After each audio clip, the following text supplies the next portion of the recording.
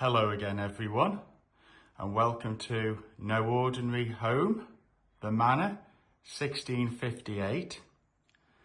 And I want to share with you something really special. It is not every hallway that has museum quality exhibits. And this is one of the special treasures that I keep safely tucked away. Now, many of you, I'm sure you'll watch Buckingham Palace or Windsor Castle and know about the bearskin caps that British guards wear to guard the king in the palace and the castle, and for the state opening of Parliament and ceremonial trooping of the colour. And one of these bearskins, still used by the British Army today, the Foot Guards, is a whole bear. It weighs about 1.5 pounds on your head, and it costs the Ministry of Defence £2,000 per bearskin. But this one is very, very special because this is very, very old. And this one belonged to a very special soldier who lost his life in the first year of World War I, over 100 years ago, back in 1914. This bearskin belonged to a soldier called A.W.G. Campbell. He was born in 1884. He was very clever. He went to Eton College, then Oxford University. And after leaving university with a master's degree, he enlisted in the army in the Special Reserve for 5 years as a lieutenant. And he was called up in 1914, and tragically at the age of 30 he was killed in the First World War. Let me show you closely. Here is his bearskin. As you can see, a big red plume at the side. That indicates that this was a member of the Coldstream Guards, the second oldest regiment in British history.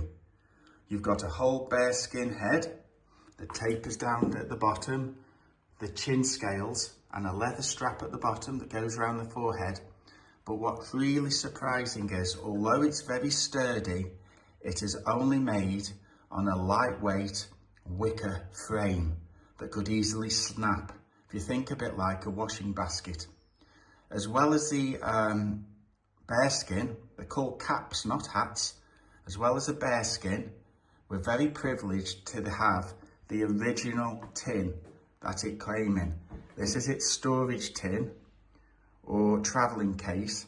And if I go in and zoom in slowly, you can see the name that I just mentioned, A.W.G. Campbell, Coldstream Guards.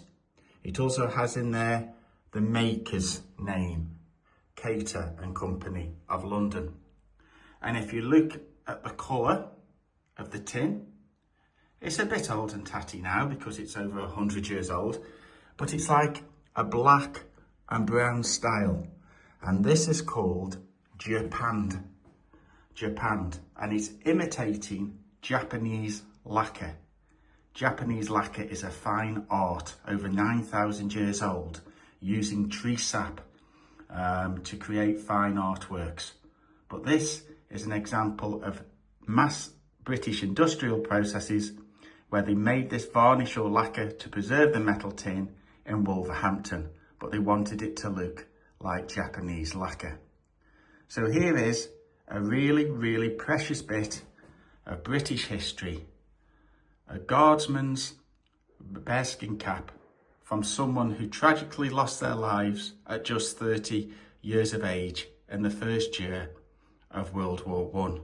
And born in 1884, the gentleman who owned this would have probably stood guard outside Buckingham Palace and outside Windsor Castle in certainly in Edwardian times, the reign of Edward VII, Queen Victoria's son, and in the reign of George V, the current king's great-grandfather.